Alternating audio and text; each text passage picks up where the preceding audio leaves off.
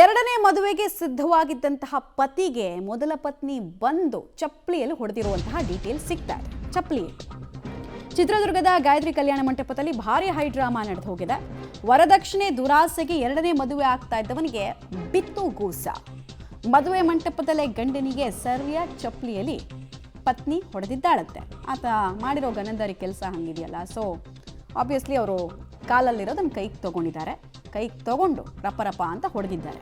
ಸುದ್ದಿ ತಿಳಿದು ಕಲ್ಯಾಣ ಮಂಟಪಕ್ಕೆ ಬಂದು ಪತ್ನಿ ಹೊಡೆದಿರುವಂತಹ ವಿಡಿಯೋ ಈಗ ವೈರಲ್ ಆಗ್ತಾ ಇದೆ. ಕಾರ್ತಿಕ ಪತ್ನಿ ತನುಜಾ ಕುಟುಂಬಸ್ಥರಿಂದ ಎರಡನೇ ಮದುವೆಗೆ ಈ ಮೂಲಕ ಬ್ರೇಕ್ ಬಿದ್ದಿದೆ. ವಿಜುವಲ್ಸ್ ಗಮನಿಸ್ತಾ ಇದೆ. 4 ವರ್ಷ ಆಯಿತು ಮದುವೆ ಆಗಿ. 16/5/2021 ಮದುವೆ ಆಗಿತ್ತು.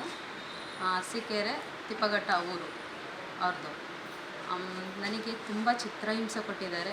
ವರದಕ್ಷಿಣೆ ಇಸ್ಕೊಬಂದರೆ ನಿನಗೆ ಸೇರಿಸ್ತೀನಿ, ಇಲ್ಲಾಂದರೆ ನಾನು ಸೇರಿಸಲ್ಲ, ಆ ಥರ ಎಲ್ಲ ಹೇಳಿದ್ದಾರೆ.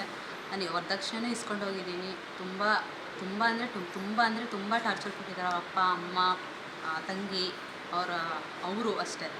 ನನ್ನ ಜೊತೆ ನಿನ್ನ ವರದಕ್ಷಿಣೆ ತೊಗೊಬಂದರೆ ಮಾತ್ರ ನಿನಗೆ ಸೇರಿಸ್ತೀನಿ, ಇಲ್ಲಾಂದರೆ ಸೇರಿಸಲ್ಲ, ಅದೆಲ್ಲ ಹೇಳಿದ್ದಾರೆ.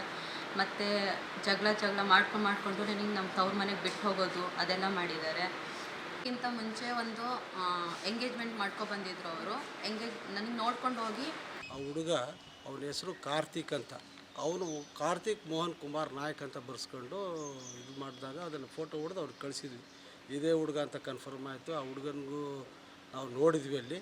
ಆಮೇಲೆ ಇದೆಲ್ಲ ಅವ್ರ ಕಾರ್ಯಕ್ರಮಗಳು ಮಾಡ್ಕೊಳೋದಕ್ಕೆ ಅವ್ರು ಎಲ್ಲ ನಿಂತಿದ್ರು. ಪಾಪ ಅವ್ರು ಖುಷಿಯಾಗಿದ್ದರು. ನಾವು ಎಲ್ಲ ಅವ್ರು ಕೆಡಿಸ್ಬಾರ್ದು ಅಂತ ಹೇಳ್ಬಿಟ್ಟು ನಂತರ ನಾವು ಆ ಹುಡುಗಿ ಅಣ್ಣನಿಗೆ ಕಾರ್ತಿಕ್ ಪ್ರಶಾಂತ್ ಕೊಡ್ತಾರೆ.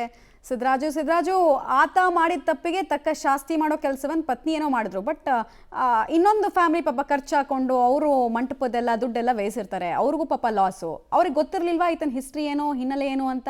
ಆಮೇಲೆ ಪೊಲೀಸ್ ಸ್ಟೇಷನ್ ಕಂಪ್ಲೇಂಟ್ ಆಗಿದೆಯಾ?